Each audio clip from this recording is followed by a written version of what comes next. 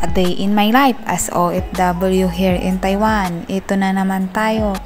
Bago ang lahat, magpapakilala muna ako sa inyo mga mare. Ako nga, another day off, another gala na naman tayo.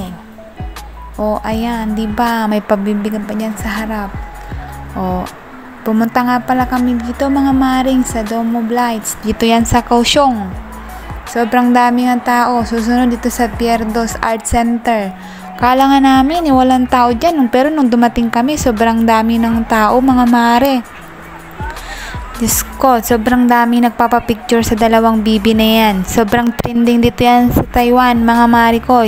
Ganon din sa Pilipinas. O, diba? Sobrang dami ng mga Taiwanese na pumunta dyan. Sobrang ganda nga dyan ang pailaw nila, mga mare, lalo na sa gabi.